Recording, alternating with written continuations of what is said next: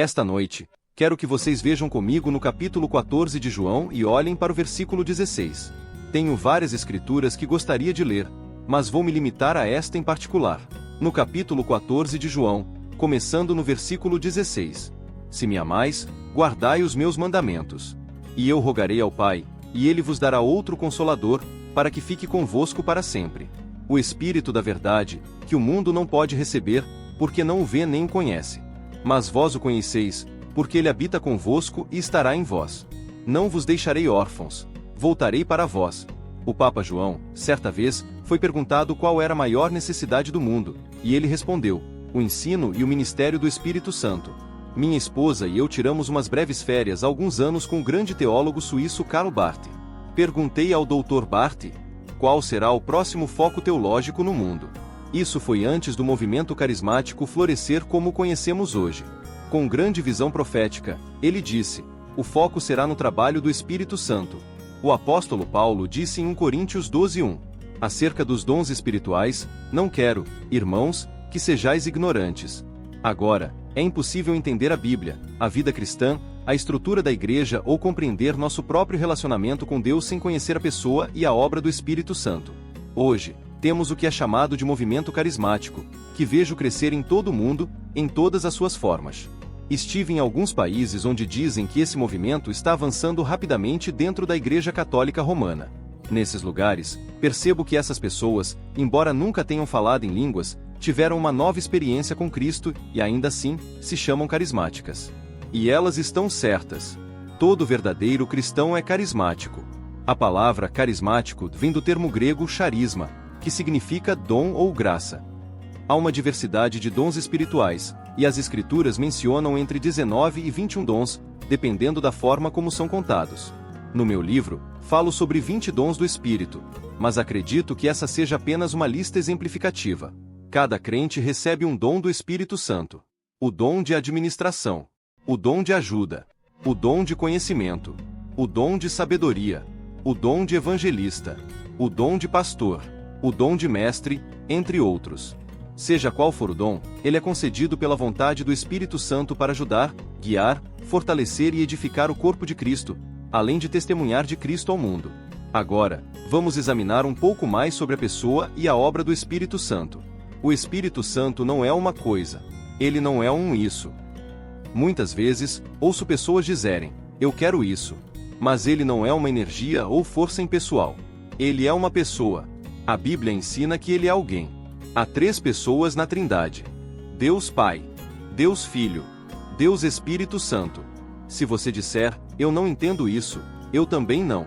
Não posso explicar completamente, mas aceito pela fé que há um só Deus expresso em 3 pessoas.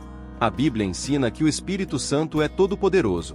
Em Miqueias 3:8, lemos: mas, quanto a mim, estou cheio do poder do Espírito do Senhor. A Bíblia também diz que ele está presente em todos os lugares. Salmo 139 declara: para onde me ausentarei do teu Espírito? Para onde fugirei da tua presença? Se subir aos céus, lá estás. Se fizer a minha cama no mais profundo abismo, lá estás também. Essa é uma das razões pelas quais Cristo precisou partir. Enquanto estava em um corpo humano, Jesus estava limitado a um só lugar por vez. Ele disse que era necessário ir para que o Espírito Santo pudesse vir e estar presente em todos os lugares ao mesmo tempo. O Espírito Santo pode estar em seu coração, e no meu mesmo que vivamos a 1000 milhas de distância. Ele disse. Em João 16:7, Jesus afirmou: convém que eu vá, porque, se eu não for, o Consolador não virá para vós. Mas, se eu for, eu o enviarei. Para que o Espírito Santo pudesse vir e realizar sua grande obra ao longo da história da Igreja. O Espírito Santo também possui todo o conhecimento. A Bíblia diz: mas Deus pelo seu Espírito, porque o Espírito penetra todas as coisas. É o Espírito Santo que nos ensina e nos leva mais e mais profundamente à medida que avançamos em nossa vida cristã. Em nossa vida cristã devemos crescer na graça e no conhecimento de Cristo.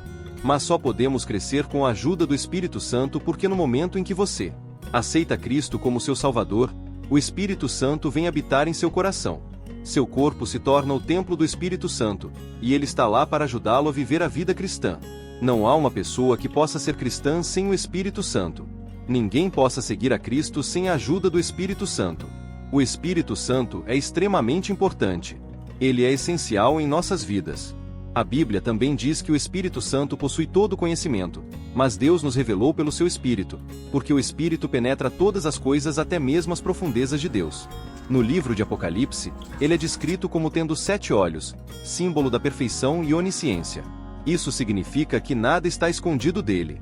Ele sonda e conhece os nossos corações e mentes. A Bíblia também ensina que o Espírito Santo é eterno com Deus Pai e com Deus Filho.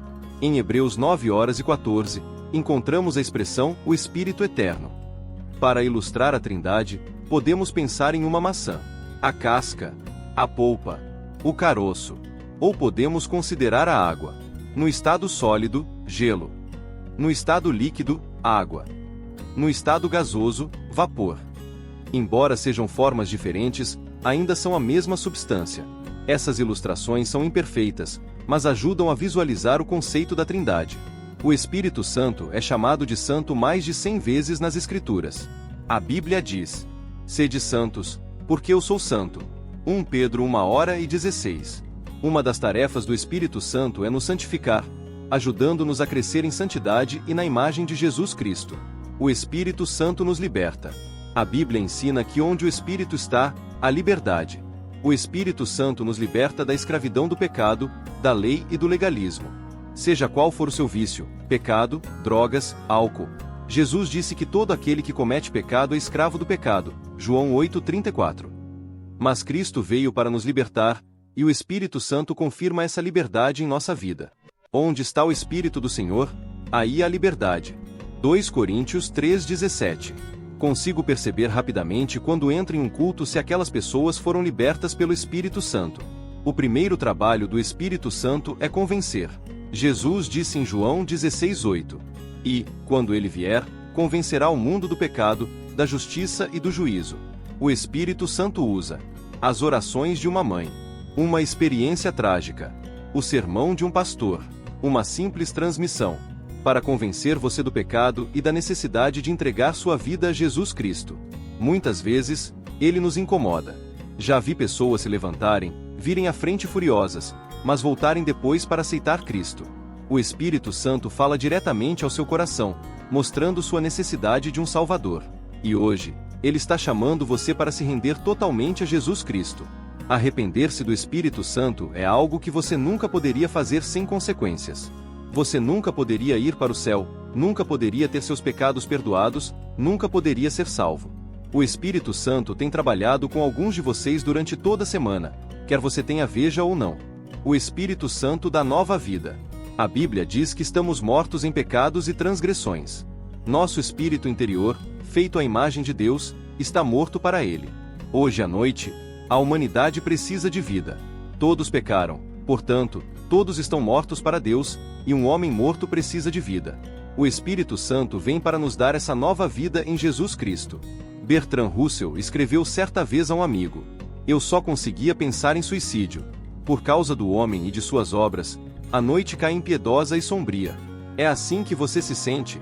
A noite se aproxima de você? O homem sem Deus está morto. Mas Jesus disse: Se alguém não nascer de novo, não pode ver o reino de Deus.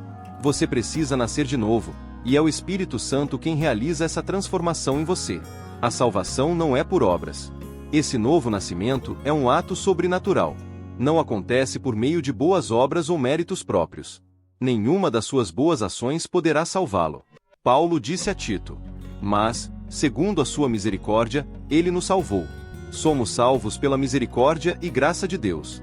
Eu não mereço o céu, não mereço ter meus pecados perdoados, não mereço a salvação, a paz em meu coração ou a alegria profunda e constante que tenho. É tudo pela graça. Um presente que eu não mereço nem pelo qual trabalhei. Simplesmente o recebi, o presente da salvação. Mas, segundo a sua misericórdia, ele nos salvou, pelo lavar regenerador e renovador do Espírito Santo. É o Espírito Santo que faz essa obra em nós. O Espírito Santo habita em nós. Muitos estão espiritualmente mortos e sobrecarregados pelos problemas da vida nesta cultura hedonista. Mas o Espírito Santo pode vir até você e habitar em você agora mesmo. Você pode recomeçar. Viver uma nova vida. A vida do Espírito. O Espírito Santo habita em você e pulsa a vida espiritual dentro de você. Deus disse em Ezequiel 36: Eu porei o meu espírito dentro de vós e farei com que andeis nos meus estatutos, e guardareis os meus juízos e os cumprireis. Pense nisso. Deus disse: Eu porei o meu espírito dentro de vós. Seu corpo se torna a morada de Deus. Por isso, nunca devemos permitir que algo impuro entre em nosso corpo. Devemos discipliná-lo e cuidar dele, pois ele é o templo do Espírito Santo. Deus ama o seu corpo e não quer que ele seja contaminado por desejos carnais. Jesus disse: Ele habita convosco e estará em vós. E em 1 Coríntios 3,16 lemos: Não sabeis vós que sois o templo de Deus e que o Espírito de Deus habita em vós? O Espírito Santo dá poder para servir a Cristo. Mas recebereis poder ao descer sobre vós o Espírito Santo, e sereis minhas testemunhas. Eu não poderia fazer o que faço sem o poder do Espírito Santo. Muitas pessoas tentam entender o que acontece nos encontros evangelísticos.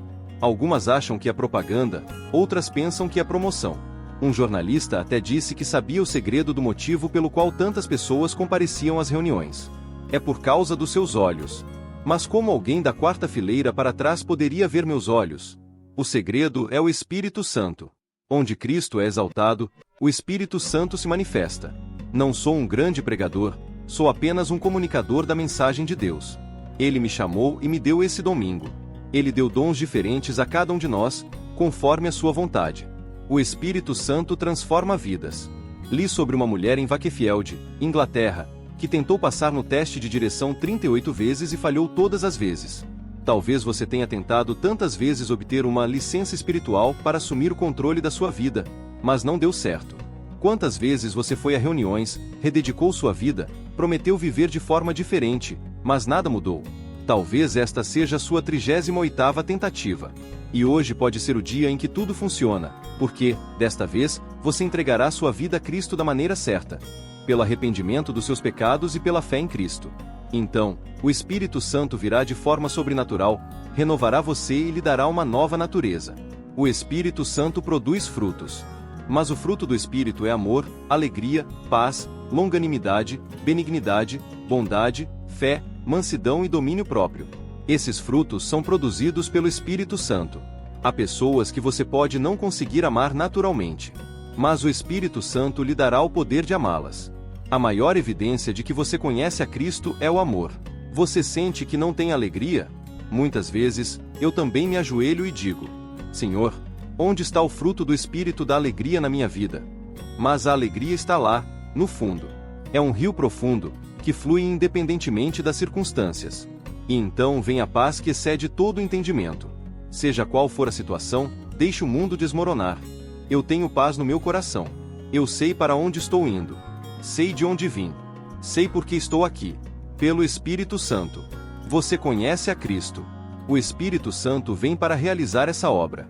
Ele vem para magnificar, glorificar e exaltar o Filho.